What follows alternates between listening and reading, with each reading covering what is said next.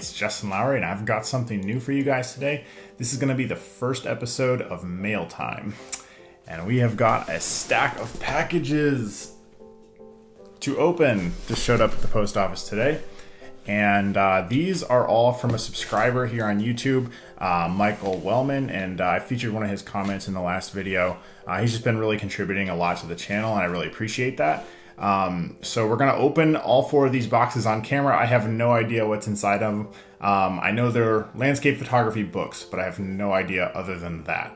So we're going to check them out, show you guys, and then we'll do like a short review of the books on camera. So let's go. So here's the first one.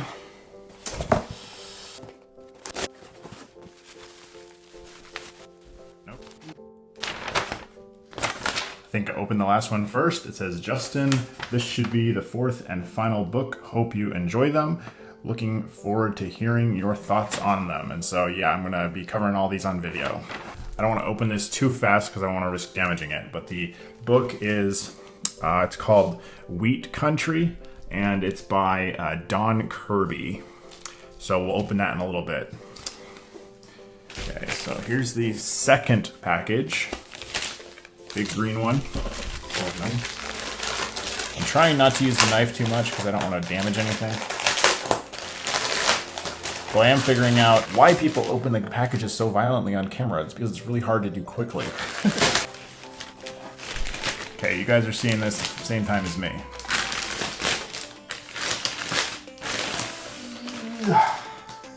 Ooh. Ansel Adams and the Range of Light. This is gonna be good.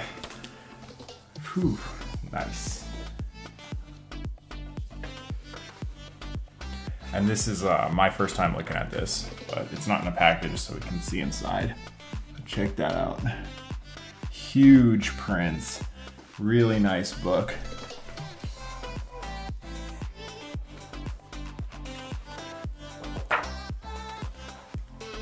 Yosemite and the Range of Light. So we'll check this out on the overhead cam in a few minutes. All right, here is book number 3. Let's get this one open.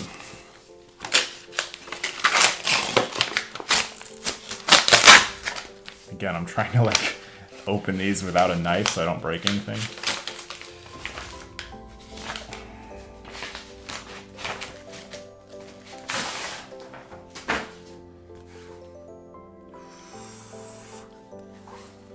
Huntington Witherill, and I do not have any books by him, and I've really kind of respected his work for a long time.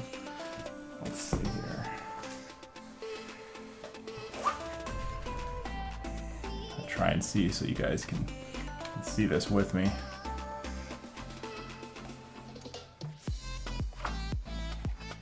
So nice. I actually have photos like this that I shot in 35mm fairly recently. I was actually at a beach where they have sand patterns like this. It's on a video I'm posting today, actually.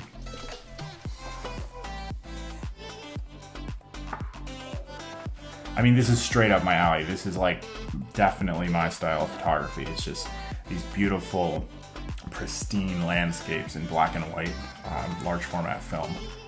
Just so incredible. This is really awesome. Thank you. Here is the 4th book. I am gonna have to use a knife on this one because I can't get into it. Oh, careful not to stick it in too far. Okay. Again, like I have not seen any of these before. I had no idea what books they are. All right, and then it's wrapped also in paper, which is a good idea, just to protect it from knives when you're opening it. All right, here's the unveil. Oh man. Oh man. Quiet Light by John Sexton. I mean, his work, he's one of, if you're not familiar, he is one of the greatest black and white large format photographers of all time.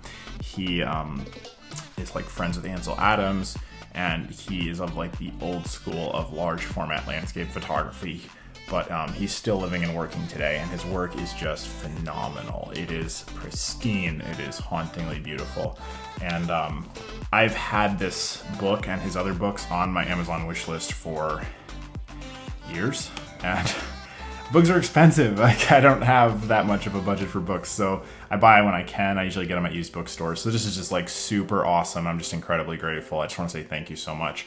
So we're going to, again, look at all of these in more detail on the overhead cam coming up next. Wheat Country by Don Kirby is a book that is decidedly not about wheat fields. Yet the book contains tons of pictures of wheat fields. Photographer Don Kirby grew up in the farmlands of Missouri, and he spent his childhood riding the tractors and plowing the land for a living with his family. And over the years, he grew to develop an appreciation for the land, and he learned to see the abstract lines, textures, patterns, colors. He learned to see the light, the weather, the character of the land. He got to know the place. And that's what I'm always saying in these videos, is get to know the place. This book was created, from what I can see, entirely on large format black and white film in the darkroom, using dodging, burning, contrast adjustments, specialized development, and other analog techniques to really enhance the images and bring out the contrast and detail and the dramatic light in these scenes. Like Ansel Adams, Don Kirby says he does not really try to reach reality, because that's obviously impossible with black and white film, but rather he tries to capture sort of his feelings of the places and create a rather abstract alternate reality with his images. And that's why he has these abstract geometric designs, and he often increases the contrast to bring out these details to draw the viewer's eye, such as this extremely dramatic sky here. Overall, the work is just really incredible and shows a mastery of both the craft of large format black and white analog photography and also a deep passion and knowledge of the wheat fields of Washington State. So this is Wheat Country by Don Kirby with essays by Richard Manning and Jay Dussard. And I want to say also that he did an excellent job of pairing the written essays with the photographs in this book. And writing and photography often go very well together, and in this book, they've done a fantastic job of just that. So the next book is Yosemite and the Range of Light by Ansel Adams. And for as much as Ansel Adams has inspired my own work, you'd think I'd own more of it, but I just don't own anywhere near as much as I'd like to. And the Sierra and Yosemite are very close to me, about half a day's drive from my house. And so they are just one of these places that are really close to my heart and somewhere I really love to photograph. And as a large format photographer, you know, Ansel's work especially resounds with me. So I was really excited to get this book. This is just so incredible. There's a note in here from 1984. That's something you see in some of these older used books. Now, this is a very big book physically, so the prints are massive. Like, this is, that's probably about an 8 by 10 inch print, maybe a little bit larger, or maybe this one's an 8 by 10. You get that one's a little bit bigger. And some of these prints are even bigger than that, close to 11 by 14, like this one here, which are just really incredible to have such massive prints in a book form. And that's one of my favorite things about books, is being able to collect and afford large quantities of an artist's work without having to buy original prints of all these. Because, I mean, imagine trying to buy original prints of all these Ansel Adams images would just cost an absolute fortune, and none of us have that. So being able to collect Ansel's work in such high quality and in such volume is just really special. And that's why I really love these massive tabletop collectible books.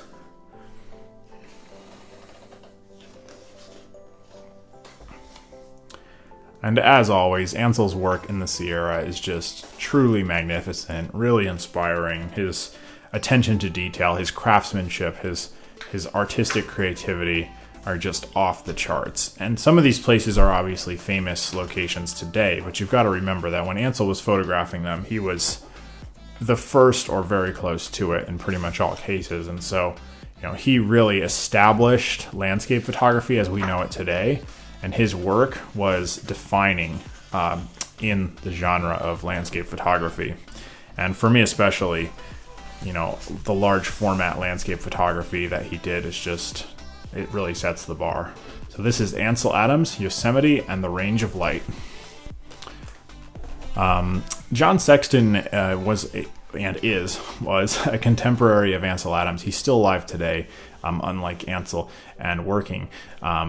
He's been one of my favorite photographers for years now, but I have not managed to buy any of his books yet, even though they've been on my wish list for years. So it's just a real treat to be able to have this copy of Quiet Light. And this is a 15-year anthology, so 15 years of photographs by John Sexton. And I just really resonate with his work because it's a style that's very similar to my own. It's the large format, analog film, intimate landscapes of these nature scenes. And he does such an incredible job. Now, all his work is black and white, like Ansel Adams. And because he does these intimate scenes, every scene has to be new. Every scene has to be original. And that forces him to be creative and constantly looking for new things to photograph. And his power of composition and visualization just blows my mind. His ability to visualize is just off the charts. I mean, I see this here and it looks like a skeleton of a dinosaur. He's got these just remarkable, peaceful, powerful canyon scenes. He's got his command of forest and trees is just second to none. I mean, honestly, I would say these are the best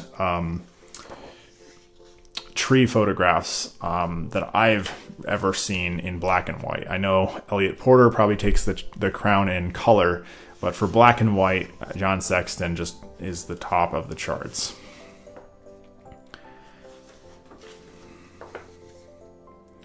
I just love how clean and elegant and simple his compositions are, how quiet and peaceful they are, how powerful they are.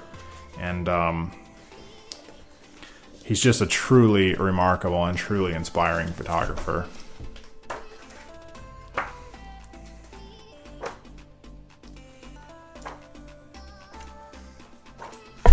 This one here is one of my favorites, I think, of all his work. Rock Shoreline at Dusk from Pemaquid Point in Maine. It's just the composition, just the texture, the detail, the power, the energy of this photograph is just off the charts. It's just really remarkable. And these are just random boulders and rocks on the beach. I mean, this is just, that's what he does. That's what intimate scenes are. It's just all about finding and seeing things out in the world and then bringing them to life with photographs. And John Sexton is an absolute master of that. So this is Quiet Light by John Sexton, 15 years of photographs. The fourth and final book is Orchestrating Icons by Huntington Witherill.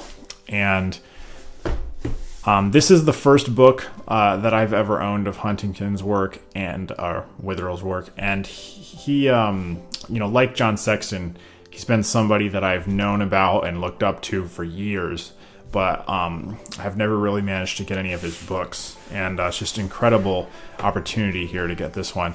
Now, you're going to notice this one's a little bit damaged. It really is unfortunate, but the post office just tends to be absolutely brutal with art of any form. It's very difficult to ship art and not have it damaged. You got to be really careful. But yeah, that's about the post office, I think. That's what they do all out at the time. Random Branches, Death Valley, like right out of the gate. Just again, like similar to John Sexton's work, this incredibly powerful, quiet, intimate scenes in nature captured on large format black and white film. And just, I mean, his eye for details, his eye for composition, you know, his just impeccable, it's heart aching. I think that's the term I just want to use to describe all of this work, and also all of John Sexton's work.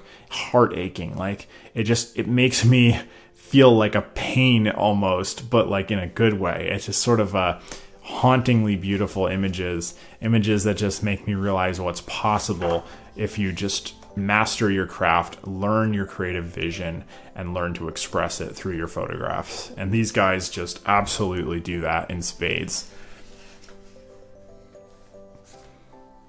I mean, there aren't words. These images are just so strong. The compositions are so clean. They're so peaceful, sort of Zen-like. They're powerful. They're dynamic. They're detailed. They're just like everything great about that you could do in a photograph. And yet at the same time, the thing I want you to see here is that they're not these crazy Photoshop concoctions. They're not all souped up with crazy Photoshop actions and saturation and image stacking and all this crazy stuff you see today on social media. Like, these images were created to last for generations, and they've done that successfully. And I think that that's just so remarkable that these guys were able to create work that would outlast them. And, I know sometimes people say, and a lot of people, even great photographers, Guy Tal likes to say this, that he never worries about legacy because you have no control over it. And he doesn't think that it's necessarily something he should spend his time worrying about. But at the same time, that shouldn't discourage you. You can definitely achieve legacy. All of these guys have done it. Ansel Adams did it. John Sexton did it. Huntington Witherill did it.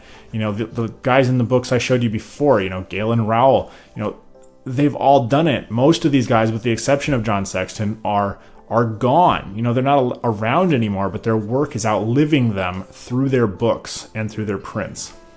And because of the affordability and accessibility and portability of books, books are probably the best way to make your work outlive you. Because, I really do feel also that despite the fact that bookstores are going out of business, that's mostly for long-form written work that's better consumed on electronic devices like Kindles. But this work, printed photography, graphic design, art, is best consumed in large photo books. And, I think that these collectible tabletop coffee table type books are going to be around for a long time. Because they are art and they are collectible, and they're the kind of thing people want to keep and turn into heirlooms and pass down for generations. And just, you guys have seen my Mojave Monochrome project. I mean, obviously I have a real sweet spot for the dunes of the Mojave Desert, and, Huntington Witherill has just done an amazing job, seeing sand abstract. This one here, I believe, is a beach abstract. I was just at a beach like this and have a video going up about it. But yeah, it's just amazing intimate scenes. Can't say enough good about the work here. Orchestrating Icons by Huntington Witherill. What an amazing book. And I just want to say thank you so much. I'll post the P.O. box in the description below if you guys have anything you want to send in. If you have books from your personal library, or if you want to have Amazon ship them directly to my P.O. box, I would just super appreciate that. That's a great way to support the channel, and also to share those books with everyone else so that we can all sort of have a resource. And that's a big part of the vision I have for this channel, is I want you guys to be able to have a resource for mastering fine art landscape photography and analog photography, fine art photography. Level up your landscape photography. What I mean by that is that this channel is not about gear. It's not about technique. I will cover that kind of stuff where applicable, but the purpose of the channel is to help everyone level up. Like, let's say you're tired of those tips and tricks and all the same camera reviews and all the same stuff you see in all the magazines, on all the bookshelves and all the YouTube channels. It's just kind of constantly regurgitating sensor comparisons and spec sheets and how to do Photoshop tricks and, all of those Lightroom presets and stuff like that.